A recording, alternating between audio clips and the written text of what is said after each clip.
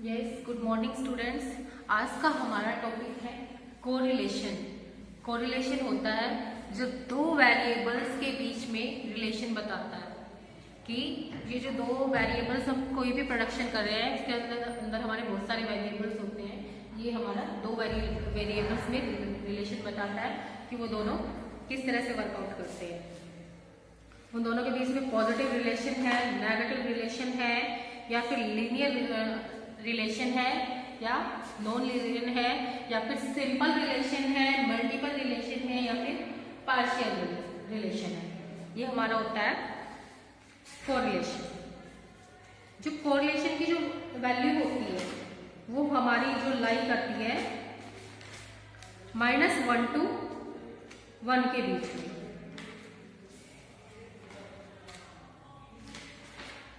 आज हम इस चैप्टर में करने जा रहे हैं कोरिलेशन एंड इसके टाइप्स। जो कोरिलेशन पता चल गया आपको इसका मीनिंग, जो रिलेशन बताता है किन्हीं भी टू वेरिएबल्स के बीच में।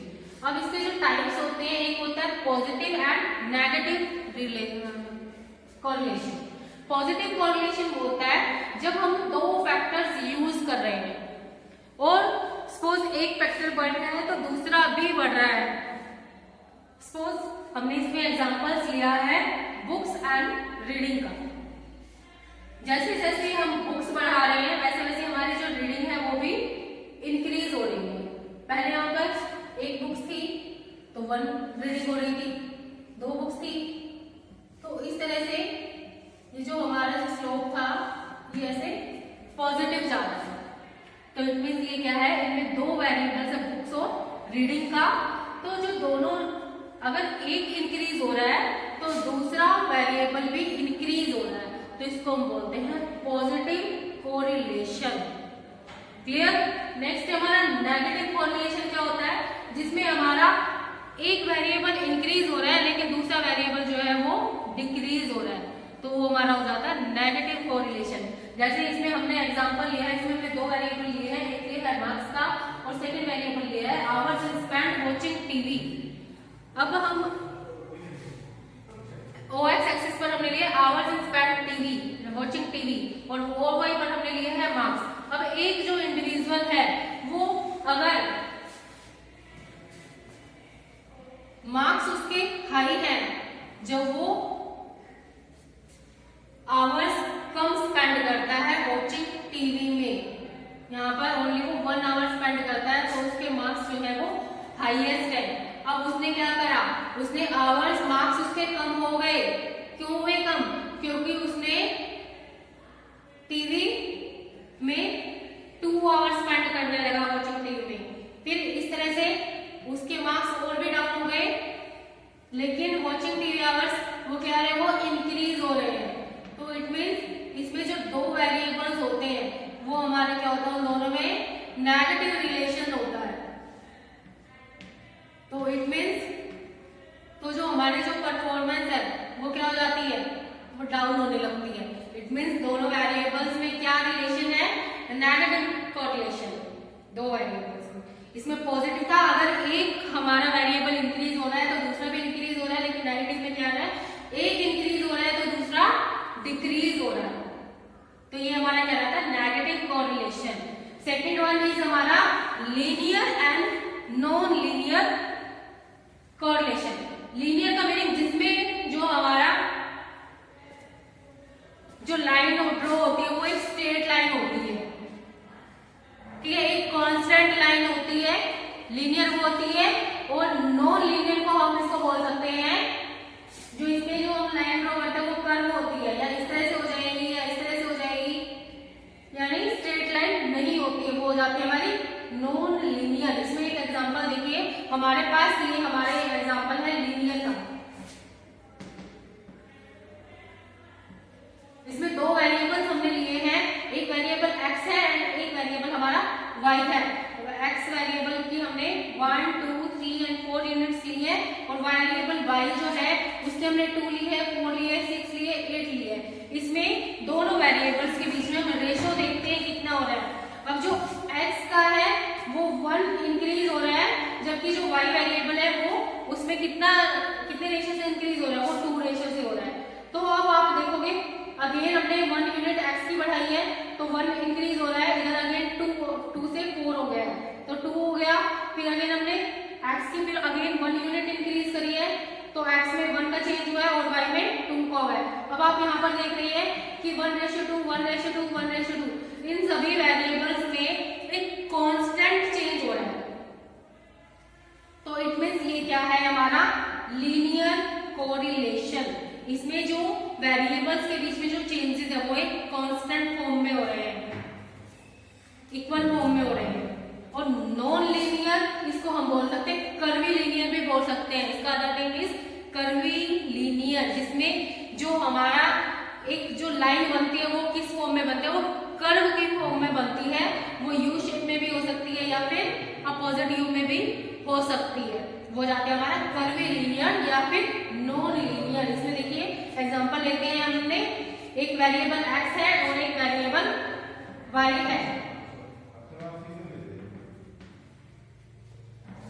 अब x वेरिएबल 5 फिर 10 से इंक्रीज हो रहा है 12 से 13 से, पहले 5 फिर अगेन 5 से इंक्रीज हुआ 5 to 10 फिर 10 से 12 2 से इंक्रीज हुआ 12 से 13 1 इंक्रीज हुआ है। ये वेरिएबल ऑफ x है। अब y में कितना चेंजेस हो रहा है 2 से 4 में 2 फिर 4 से 8 में 4 8 से 16 में 8। तो दोनों वेरिएबल्स में कुछ कांस्टेंट चेंज नहीं है कि ये 5:2 से हो रहा है फिर 2:4 से हो रहा है 1:8 से हो रहा है। तो इसमें जब हम इनका डायग्राम ड्रॉ करते हैं तो वो या इस शेप में होगा या इस शेप में होगा। तो ये हमारा कहलाता है नॉन लीनियर कोरिलेशन। क्लियर है सभी को? नेक्स्ट है हमारा सिंपल कोरिलेशन। सिंपल क्या होता है? जिसमें सिंपली हमारे पास कोई भी 2 वेरिएबल्स की हमें स्टडी करनी होती है, वो हमारा क्या कहलाता है? 2 वेरिएबल्स की जब हम स्टडी करते हैं वो हमारा कहलाता है सिंपल वेरिएबल। जैसे price and demand, price and supply, expenditure and income. हमारे पास 2 वेरिएबल्स हैं कोई भी जिनको हम स्टडी करते हैं। This is called simple correlation. Next है हमारा मल्टीपल कोरिलेशन। मल्टीपल की मीनिंग से समझ में आ रहा है आपको, जिसमें जो वेरिएबल्स है वो क्या है? 2 से ज्यादा वेरिएबल्स हैं, यानी मल्टीपल वेरिएबल्स हैं, जिसमें हम बोल सकते हैं व्हेन द रिलेशनशिप अमंग 3 और मोर देन 3 वेरिएबल्स। जिसमें जो रिलेशनशिप होती है वो या तो 3 वेरिएबल्स होते हैं या फिर मोर देन 3 होते हैं। सिंपल में तो ओनली 2 वेरिएबल्स को कंसीडर करते हैं, लेकिन मल्टीपल में वेरिएबल्स हमारे 3 होते हैं या 3 से ज्यादा होता है। इसमें हम एग्जांपल्स ले सकते हैं, वेट लिया हमने, और हम एग्जांपल ले सकते हैं आउटपुट, कितनी प्रोडक्शन हो रही है, और हम ले सकते हैं रेनफॉल। हमारे पास 3 वेरिएबल्स हो गए, या हमें 3 से ज्यादा भी लेने हैं तो हम इसमें एक और वेरिएबल ले सकते हैं, हम सीड्स का या इरिगेशन का। तो जब हमारे पास वेरिएबल 3 होते हैं या मोर देन 3 होते हैं तो उनमें कौन सा कोरिलेशन होता है, कौन सी रिलेशनशिप होती है? Multiple correlation. नेक्स्ट लास्ट है हमारा पार्शियल कोरिलेशन। पार्शियल का मीनिंग से समझ रहे हो कि इसमें कुछ कॉमन होता है 2 वेरिएबल्स के बीच में, जिसको हम मानकर चलते हैं कि वो क्या है? पार्शियल है। The relationship between 2 examined keeping other variable is common. जिसमें हम 2 वेरिएबल्स को क्या मानकर चलते हैं कि वो क्या है? कॉमन है, और उनमें से एक अदर वेरिएबल है जो थर्ड है वो क्या है? कॉमन है। जैसे wheat depend on also many factors. जो वीट की अगर हम प्रोडक्शन कर रहे हैं तो वो जो क्या है वो डिपेंड करता है बहुत सारे फैक्टर्स पर, like rainfall, quality, seeds etcetera, irrigation. जो हम वीट की पोस्ट प्रोडक्शन करें तो उसके ऊपर बहुत सारे फैक्टर्स डिपेंड करते हैं कि हम कैसे सीड्स लगा रहे हैं, कैसी क्वालिटी लगा रहे हैं, या फिर इरिगेशन की फैसिलिटीज कौन सी होगी, या रेनफॉल कितना होगा।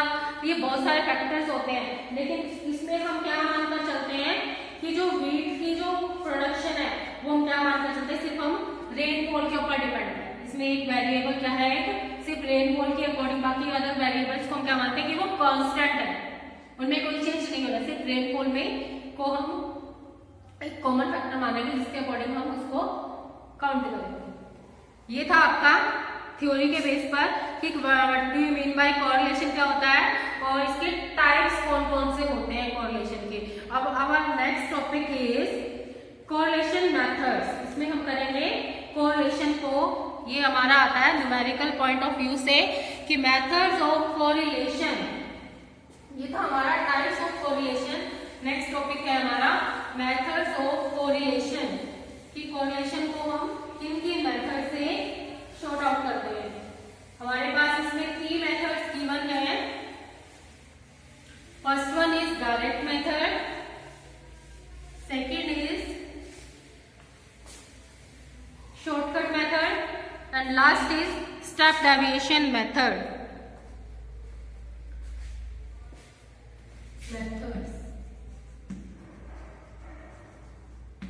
हमारे पास 3 मेथड गिवन है। फर्स्ट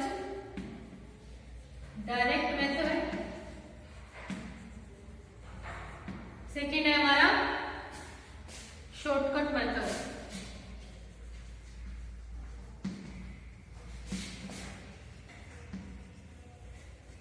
और लास्ट है हमारा स्टेप डेविएशन मेथड।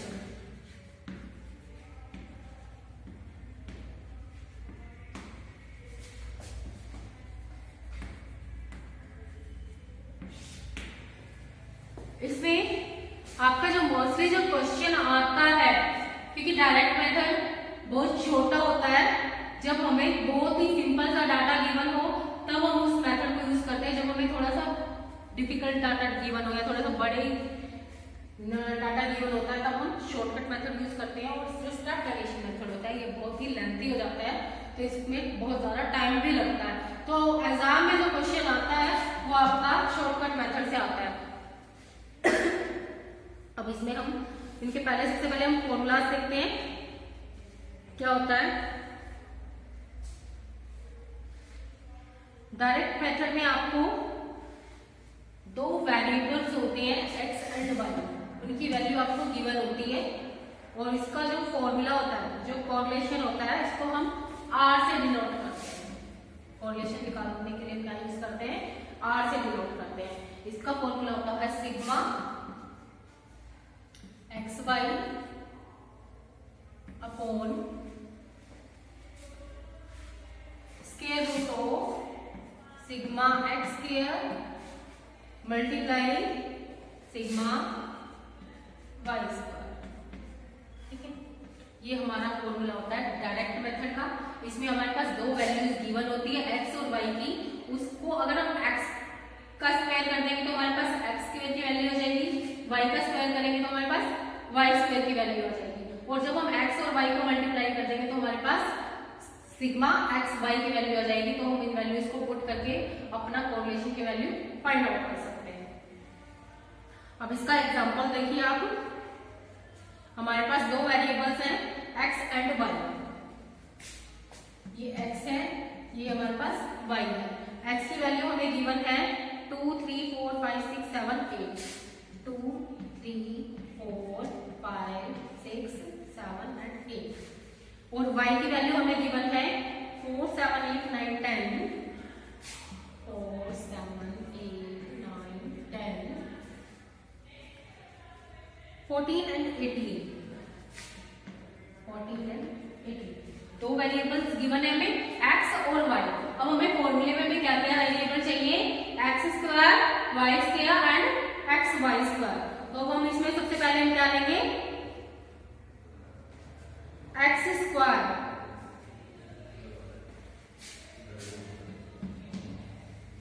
x को x से मल्टीप्लाई करने के हमारे पास क्या आ जाएगा, x स्क्वायर 2 2 जा 4 3 3 जा 9 4 4 जा 16 5 5 जा 25 3 3 जा 36 49 एंड 64। क्लियर है। फिर हमें चाहिए किसकी वैल्यू चाहिए, y स्क्वायर की वैल्यू चाहिए। y का स्क्वायर कर देंगे 4 4 जा 16 49 64 81 100 14 को 14 से हम करेंगे तो हमारे पास आ जाएगा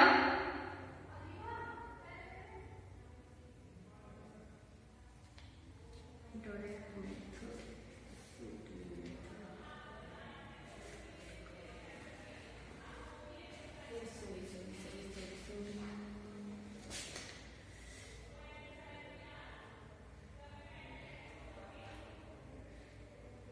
तो इसमें आपकी कैलकुलेशन थोड़ी बड़ी हो जाएगी।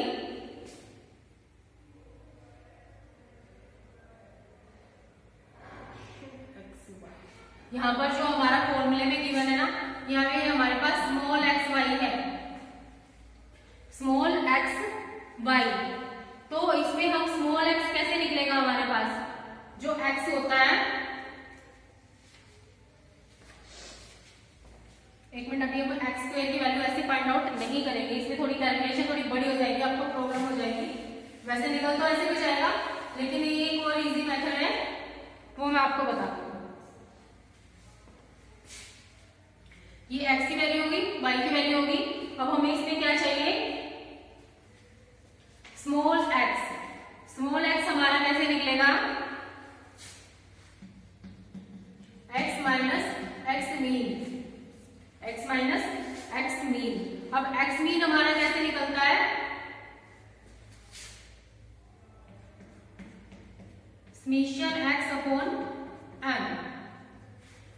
ये x की वैल्यू हमारी कितनी हो जाएगी, हमारी टोटल 35।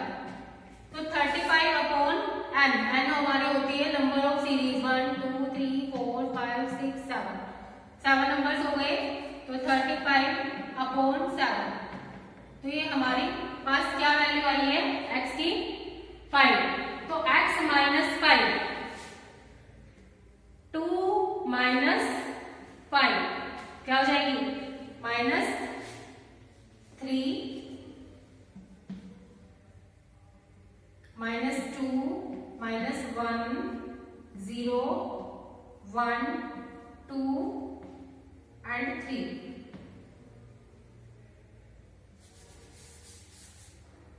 Minus 2 minus 1 0 1 2 and 3। ये आ गई हमारे पास। ये कैसे आई है, पहले हमने x बार निकाला है। x बार कैसे निकलता है, सिग्मा x अपॉन n, 5 आ गई वैल्यू। तो x माइनस एक्स बार, x हमारा ये है 2 है, और x बार हमने क्या फाइंड आउट करा है, 5। तो 2 minus 5 minus 3, 3 minus 5 minus 2, 4 minus 5 minus 1, 5 minus 5 0, 6 minus 5 plus 1, 7 minus 5 plus 2, 8 minus 5 3। इसी तरह से हम क्या काउंट करेंगे, स्मॉल y। स्मॉल y कैसे निकलेगा हमारा, y माइनस y बार। अब y बार हमारा कैसे निकलेगा, इसको काउंट कीजिए, सिग्मा y। सिग्मा y हमारा टोटल होता है 70। तो y बार हमारा निकल आएगा यहां से sigma y upon n। Sigma y की वैल्यू है हमारी 70 और नंबर ऑफ सीरीज n हमारा है 7। यहाँ पर हमारी y बार आ गया हमारा 10। तो y माइनस y बार हमारा क्या हो जाएगा, y की वैल्यू क्या है 4। 4 minus 10 minus 6 minus 3 minus 2 minus 1 0 4 and 8। अब हमारे पास स्मॉल x भी आ गया, स्मॉल y भी आ गया। ये काउंट हो गई हमारी दोनों वेरिएबल्स। फिर हमें कोई फॉर्मूले में क्या गिवन है, X square and Y square. अब इन दोनों की वैल्यू फाइंड आउट करेंगे। एक्स स्क्वायर हमारा कैसे निकलेगा, x को मल्टीप्लाई कर देंगे। जो हमारा x आया है स्मॉल x ये आया है, इसका स्क्वायर करेंगे। -3 को -3 से करेंगे, +9 +4 1 0 1 4 एंड 9। ये हमारा जाएगा एक्स स्क्वायर। और फिर हम इसी तरह से जो हमारा स्मॉल y है, y का स्क्वायर करेंगे, -6 करेंगे, 36 9 4 1 0 16 एंड 64। अब हमें इन सब का ऐड वैल्यू चाहिए।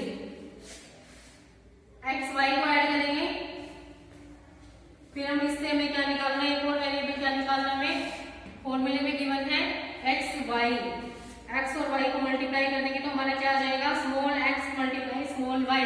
-3 -6 18 6 2 0 0 8 एंड 24। इन सबको हम टोटल करेंगे,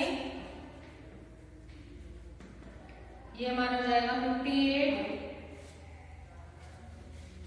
और x स्क्वायर हमारा हो जाएगा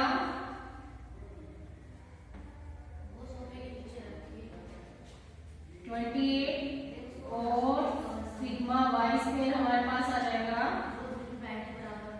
130। अब हमें फॉर्मूले से जो जो वैल्यूज हमें चाहिए वो सारी हमने फाइंड आउट कर ली है। अब इसमें वैल्यू पुट कर देंगे। सिग्मा एक्स वाई की हमारी वैल्यू क्या है 58